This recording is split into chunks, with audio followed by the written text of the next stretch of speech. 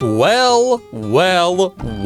Look what you have done, Bill. You too, Steve. Oh, and don't think that I've forgotten you either, Christopher. You're just as guilty as your friend Steven over here. All of you who have contributed to Infinity War. Oh, you've done it. You've done it this time. You've written yourself into a corner. You've got Iron Man stuck in outer space with absolutely no hope of being saved. You somehow made Hawkeye even weirder. You've gotten rid of a whole bunch of characters that your shareholders are really hoping to bring back for future movies. You need to somehow wrap up 10 whole years of movies while also setting up something interesting for the future so that people will actually care about anything that happens after this movie. You need to explain how Thanos knows how to run a proper farm even though he spent his entire life's work destroying the universe and not learning how to farm. And perhaps most egregiously of all, you only have one shot of Rocket in the new trailer. So my friends in the writer's room, you've got a lot to fix here. But worry not, for I am here to save the day. I know so much about comics. I read an Alf comic once, okay? If there is anyone qualified to fix this movie and save this franchise, it is me. Let's pour ourselves a good old glass of Stars and Stripes soda, 3 liters for $1, and get this thing rolling. First off, we need to save Iron Man. He needs to die, okay? But we can't have him die out in the middle of space. That would be ripping off of Star Trek, and we don't have the rights for Star Trek. So we'll have to come up with some cool way to save him. Now, most people on Twitter are saying that Captain Marvel could go out there and save him. But this is a terrible idea for 2 main reasons. Number 1, Captain Marvel is a jerk who thinks that punching old ladies is cool. We can't have her save Iron Man. Imagine what that would tell the youth of the world. Imagine how many grandmas would be killed because of us. And the second reason why we can't have Captain Marvel save Iron Man is because this idea came from Twitter. And no good ideas have ever come from Twitter. So we need to come up with something else. But at this point, there is really no other Avenger out there that could save Iron Man. Except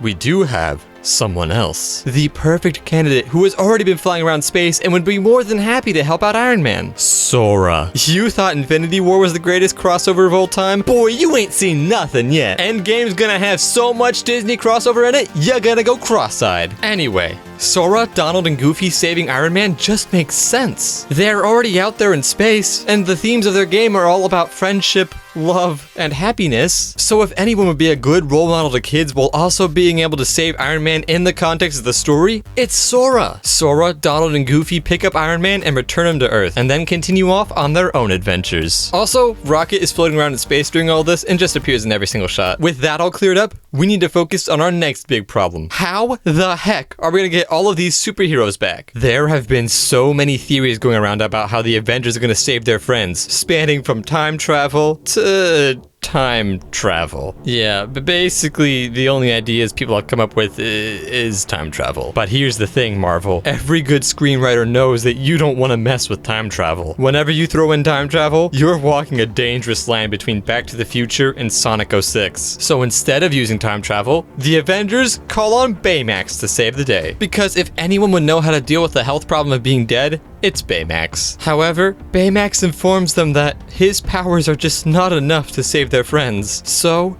Baymax must call on someone else. Someone who has had experience with people turning into dust and then turning them back into normal people. Adam West's Batman. Now I know what you're thinking. You're thinking, Ben, are you a dumb shucker? You know that Disney does not own Batman. To which I say, yeah, you're right. But there is a legal loophole that Disney could pull off to get Adam West's Batman into their movie. You see, Adam West has his own page on the Disney Wiki, and even his Batman character is mentioned in the wiki. This means that Disney has a proper claim to use Adam West's Batman in their movie. Trust me, okay? I watched one Skillshare video on law. I had to utilize all of those amazing deals that these YouTubers made just for me and totally not so they could just make money. As I was saying, Adam West's Batman starred in the 1966 Batman movie, where 4 of Gotham City's most powerful villains dehydrated the most important politicians in the world. And at the end of this movie, Batman has to rehydrate all of these people to bring them back from the dust. With all of the Avengers characters turning to dust, it just makes sense that Batman could save them by gathering up all of their dust particles and rehydrating them in the same way he did back in the 60s. Oh, and also Rocket will be there watching and providing commentary the whole time. We're making some great headway here, guys. But we aren't done yet. Next up, we need to figure out what the heck heck is going on with Hawkeye? Well, after much research and deep thought, I came up with a solution. Hawkeye's family probably died in the snap. Having his family die left Hawkeye with a lot of free time, and with this free time, he decided to watch lots and lots and lots of anime. In fact, Hawkeye got so into anime that he wanted to become an anime. Hence the stupid haircut, why he's in Japan, and why he has a katana. Black Widow isn't here to recruit him back to the team. She's here to bring him to his intervention. An intervention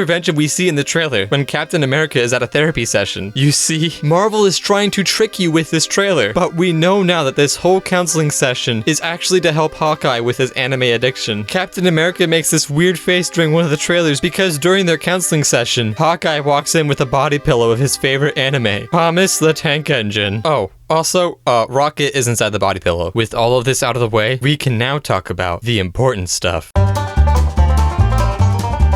The most Thanos did was maybe have an audio tape on in the car while he flew to different planets to take over, and that just isn't the same as getting actual experience in the farming industry. Thanos has become a terrible farmer, and he is constantly using the Infinity Stones to fix his mistakes. However, once the Avengers inevitably fight him again, he will lose, and he will be okay with dying himself, but he will be worried about his plants. Because he is such a terrible farmer, Thanos has left tons of agricultural waste build up. So right before he loses his last Infinity Stone, he says, "I do not care about myself, but my plants. My plants must live." And so he teleports the tons and tons of agricultural waste to Earth, sparking Wall-E and the next phase of the MCU. Also, Rocket is there when they all die. He's in every shot in that part too. I don't know about you, but this sounds like more than enough to get me excited about the next Marvel movies. So, as you can see, my fellow Marvel writers, the answers to your problems are really quite simple. Just follow my steps here, and you'll be able to make a great movie. Also, just a little marketing tip here. Make sure you get Thanos on the front of Better Homes and Gardens, as well as reveal what audiobook he listened to for his gardening advice. I'm just saying, if he is willing to kill half the universe to become a farmer, there must be some pretty good information in that book.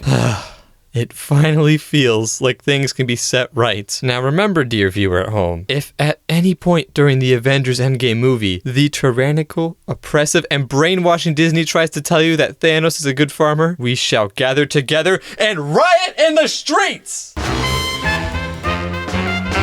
Guys, I am absolutely livid. I cannot believe that Disney has stolen my logo design. As you all know, we have had this little bee with a little circle around it as our logo for quite some time now. And what does the new Avengers logo just happen to look like? Oh, that's right, an A with a little circle around it. They have clearly stolen from me. It is time that I lawyer up and get the money I deserve. But one lawyer alone will not be enough. I need all of you. We need to band together. So please, I beg of you, subscribe, turn on notifications, leave a like, leave a comment. All of that will help our cause so much. Also, remember that we sometimes congregate on other platforms, such as Discord, Twitch, Twitter, and Instagram. The link to all of those are in the description. If you do not feel enlightened enough yet to fully commit to our cause, check out some more videos here. Thank you all for watching and for all of your support. I shall see you on the next one. Bye-bye, everybody!